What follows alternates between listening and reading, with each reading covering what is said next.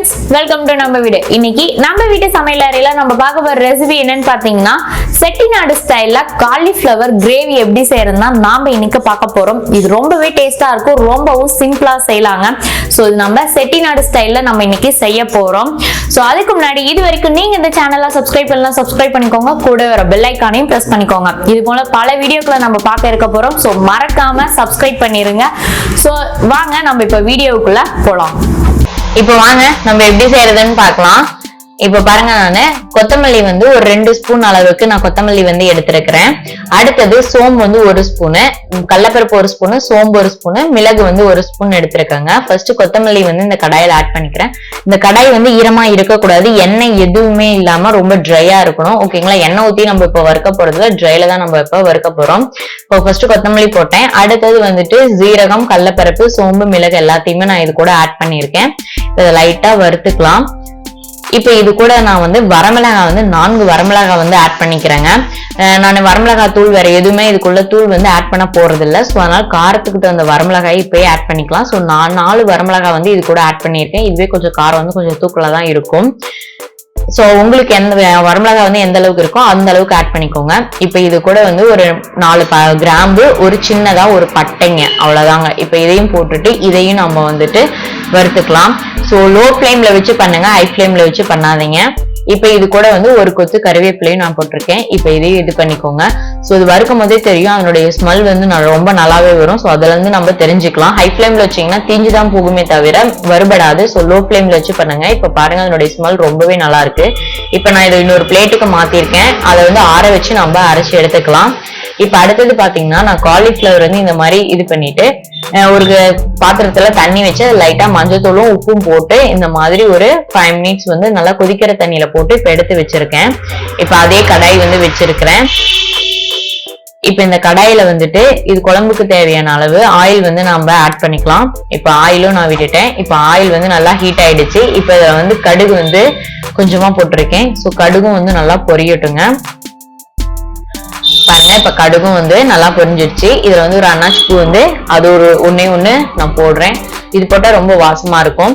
இப்ப இது கூட வந்து ஒரு சின்ன வெங்காயம், ஒரு சின்னதா 15 சின்ன வெங்காயம் வந்து எடுத்திருக்கேன். சோ இதே இது கூட போட்டுட்டு இது பண்ணிக்கலாம். நான் முழுசா தான் போட்டிருக்கேன், கட் பண்ணலைங்க. சோ சின்ன வெங்காயம் போட்டீங்க அப்படின்னா ரொம்பவே நல்லா இருக்கும், டேஸ்ட் ரொம்பவே நல்லா இருக்கும். சோ அதனால நான் சின்ன வெங்காயத்தை அப்படியே போட்டிருக்கேன். இப்ப இதையும் போட்டு நம்ம நல்லா வதக்கிக்கலாம். இப்ப இது வதங்கிடுச்சு. இப்ப இது கூட வந்துட்டு தக்காளி 2 தக்காளி பழம் எடுத்திருக்கேன். இந்த தக்காளி பழத்தை இந்த மாதிரி நீட்டமா நான் வந்து கட் பண்ணியிருக்கேன். சோ இதையும் வந்து இது கூட ஆட் பண்ணியிருக்கேன். சோ இதையும் நல்லா வதக்கிக்கலாங்க. சோ தக்காளி நல்லா வதங்கணும். இது கூட கறிவேப்பிலை வந்து ஒரு கொத்து ஆட் பண்ணியிருக்கேங்க. அவ்வளவுதாங்க. இப்ப இதை நல்லா வதக்கிக்கலாம். சோ வெங்காயம் தக்காளி வந்து நல்லா வதங்கட்டும். இது வந்து அப்படியே ஒரு 2 மினிட்ஸ் வந்து அப்படியே இருக்கட்டுங்க. சோ தக்காளி வந்து நல்லா வதங்கிடுச்சு அப்படின்னா ரொம்பவே நல்லா இருக்கும். சோ 2 தக்காளி பழம் போதும். நான் இன்னைக்கு ஒரு சின்னதா 2 தக்காளி பழம் எடுத்தேங்க. இப்ப பாருங்க, நல்லாவே தக்காளி வந்துட்டு வதங்கிடுச்சு. பாருங்க, பார்க்கும் போது உங்களுக்கே தெரியும்.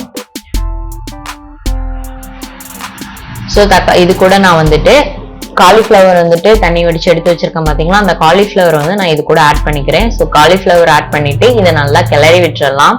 சோ ஒன்னோட ஒண்ணு நல்லா மிக்ஸ் ஆகுற அளவுக்கு நல்லா கிளறி விட்டுருங்க. இப்ப பாருங்க, நானு ஒன்னோட ஒண்ணு நல்லா மிக்ஸ் ஆகுற அளவுக்கு நல்லா கிளறி விடுறேன். சோ காலிஃபிளவரையும் நம்ம போட்டுட்டோம். சோ காலிஃபிளவரும் நல்லா கிளறி விட்டோம். இது வந்து தண்ணி எதுவுமே ஊத்தாம ஒரு 2 மினிட்ஸ் வந்து அப்படியே இருக்கட்டும். இது கூட வந்து நான் இந்த குழம்புக்கு தேவையான அளவு வந்து உப்பு வந்து ஆட் பண்ணியிருக்கேன். ஸோ உப்பு ஆட் பண்ணிட்டு இதையும் வந்துட்டு நல்லா மிக்ஸ் பண்ணி விட்டுருங்க. ஒன்னோட ஒன்று நல்லா மிக்ஸ் பண்ணி விட்டுருங்க. இப்போ பாருங்க, நான் அப்படிதான் ஒன்னோட ஒன்று நல்லா மிக்ஸ் பண்ணிட்டேன். இப்போ இது அப்படியே ஒரு 2 மினிட்ஸ் அப்படியே இருக்கட்டும். இது நல்லா 2 மினிட்ஸ் அப்படியே இருந்துச்சுன்னா அதுக்கப்புறமா நம்ம இது கூட நம்ம வரமிளகாய், கொத்தமல்லி, ஜீரகம் இதெல்லாம் வறுத்து பார்த்தீங்களா, அதை வந்து நான் இந்த மாதிரி தண்ணி ஊற்றி பேஸ்ட் மாதிரி நான் அரைச்சிருக்கேன். ஸோ இதை வந்து இது கூட இந்த விழுதை வந்து இது கூட நான் ஆட் பண்ணிக்கிறேங்க. ஸோ லைட்டா தண்ணி ஊற்றி அரைச்சிங்க அப்படின்னா நல்லாவே இதாயிரும். ஸோ இந்த மசாலா போட்டுட்டு இப்போ இதை நல்லா நம்ம பெரட்டி விட்டுறலாம். ஸோ செட்டிநாடு ஸ்டைல் அப்படின்னாவே இந்த மசாலா தாங்க ரொம்ப இது. ஸோ இந்த மசாலா தான் இந்த குழம்புக்கான டேஸ்ட் கொடுக்கறதே. ஸோ அது கரெக்டா நம்ம செஞ்சுட்டோம்னா இந்த செட்டிநாடு ஸ்டைல்லே நமக்கு வந்துட்டு குழம்பு கிடைக்கும். ஸோ தேவையான அளவுக்கு தண்ணி வந்து ஆட் பண்ணிக்கலாம். நான் அந்த மிக்ஸி ஜார் தண்ணியே இதுல வந்து ஊத்துறேன். இப்ப இதை நல்லா ஊத்திட்டு ஒன்னோட ஒண்ணு நல்லா மிக்ஸ் ஆகுற அளவுக்கு நல்லா கிளறி விட்டுருங்க. ஸோ தண்ணி வந்து கொஞ்சம் சேர்த்தி வைங்க, ஏன்னா காலிஃபிளவர் வந்துட்டு நல்லா வேகணும். ஸோ அதனால அந்த அளவுக்கு தகுந்த அளவு தண்ணி வச்சிடலாம். இப்போ பாருங்க கொஞ்சம் கொதிக்குது.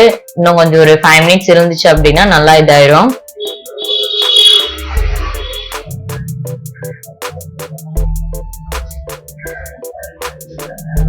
இப்ப இது கூட இன்னும் கொஞ்சமா நான் தண்ணி ஊத்தி இதை மூடி வைக்க போறேன். ஸோ அதனால இன்னும் கொஞ்சம் தண்ணி ஊத்தி இதை நல்லா கிளறி விட்டுட்டு இப்ப இதை நான் வந்துட்டு ஒரு பிளேட் போட்டு மூடி வச்சிடுறேங்க. ஒரு 5 மினிட்ஸ் ஆகட்டும். அதுக்கப்புறமா நம்ம இதை ஓபன் பண்ணி பார்க்கலாம். அதுக்காட்டி நம்ம தேங்காய் வந்து அரைச்சிக்கலாம். இது வந்து ஒரு 1/4 தேங்காய்ங்க, இந்த மாதிரி பீஸ் பீஸா கட் பண்ணியிருக்கேன். இப்ப இது கூட வந்துட்டு லைட்டா சும்மா 1 ஸ்பூன் அளவுக்கு பொட்டுக்கல்லை வந்து ஆட் பண்ணியிருக்கேன். இப்ப இதை நம்ம பேஸ்ட் மாதிரி நல்லா அரைச்சு எடுத்துக்கலாங்க. நீங்க தேங்காய் பால் கூட ஆட் பண்ணலாம். நான் எனக்கு தேங்காய் அப்படியே ஆட் பண்றேங்க. இப்ப பாருங்க 5 மினிட்ஸ் ஆயிடுச்சு. ஓபன் பண்றேன். ஸோ நம்ம ஊத்தின தண்ணி எல்லாமே நல்லா ட்ரை ஆயிடுச்சு. இப்ப பாருங்க ஸோ காலிஃபிளவரும் வெந்திருக்கும், பார்க்கும்போது நல்லாவே தெரியுது. ஸோ கலர் பாத்தீங்களா, அந்த மசாலா வந்து அரைச்சி நம்ம போட்டனால அதனுடைய கலர்ல வந்திருக்குது. இப்ப இந்த அரைச்சு வச்சிருக்கோம் பாத்தீங்களா பேஸ்ட், இதையும் வந்துட்டு நான் இது கூட ஆட் பண்ணிக்கிறேன் தேங்காயை. நீங்க இதுக்கு பதிலாக தேங்காய் பால் ஆட் பண்றதுனால ஆட் பண்ணிக்கலாம். ஸோ கெட்டி வராது. ஸோ கொஞ்சம் குழம்பு மாதிரி அந்த மாதிரி இருக்கும். ஸோ கெட்டியா வேணும் அப்படின்னா இந்த மாதிரி வந்துட்டு தேங்காய் வந்து இப்படியே முழுசா ஆட் பண்ணிக்கலாங்க. இப்போ பாருங்க இதை நல்லா நான் பேஸ்ட் மாதிரி அரைச்சு வச்சிருக்கேன். ஸோ இதையும் நல்லா நான் ஆட் பண்ணிக்கிறேன். ஆட் பண்ணிட்டு எந்த அளவுக்கு தண்ணி தேவையோ அந்த அளவுக்கு வந்துட்டு தண்ணி வந்து இது கூட ஆட் பண்ணிக்கோங்க. ஆட் பண்ணிட்டு இப்ப நல்லா இதை நம்ம கிளறி விட்டுறலாம். இது வந்து தேங்காய் பால் ஊத்தி ஒரு 5 மினிட்ஸ் வந்து நல்லா கொதிச்சிச்சு அப்படின்னா நமக்கு வந்துட்டு குழம்பு வந்து ரெடி ஆயிரும். ஸோ இது டேஸ்ட் பாத்தீங்கன்னா ரொம்பவே நல்லா இருக்குங்க.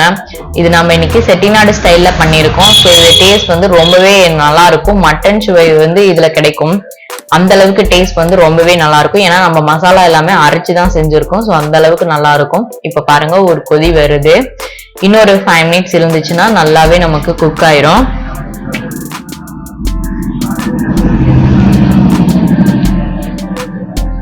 இப்ப நான் ஒரு பிளேட் போட்டு மூடி வச்சிடுறேன்.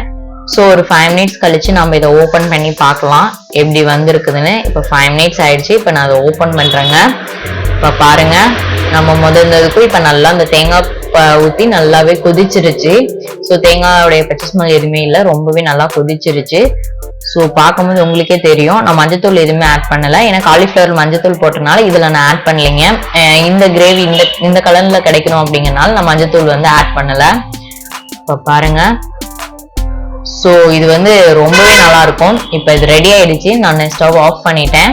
இப்ப பாருங்க இது இன்னொரு பிளேட்டுக்கு மாத்துறேன்.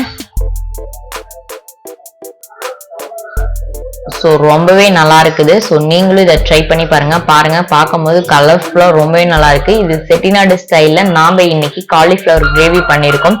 இது ரொம்பவே அருமையா இருக்கும். உங்களுக்கு இது ரொம்பவே பிடிக்கும்னு நினைக்கிறேன். உங்களுக்கு இந்த வீடியோ பிடிச்சிருந்தா லைக் பண்ணுங்க, ஷேர் பண்ணுங்க, கமெண்ட் பண்ணுங்க. இந்த வீடியோ பற்றின கருத்துக்களை கமெண்ட்ல சொல்லுங்க. இது வரைக்கும் நீங்க இந்த சேனலை சப்ஸ்கிரைப் பண்ணலனா சப்ஸ்கிரைப் பண்ணிக்கோங்க. மறக்காம சப்ஸ்கிரைப் பண்ணிருங்க. இது போன்ற பல வீடியோக்களை இனிமேல் நம்ம பார்க்க இருக்க போறோம். சோ மறக்காம சப்ஸ்கிரைப் பண்ணிருங்க.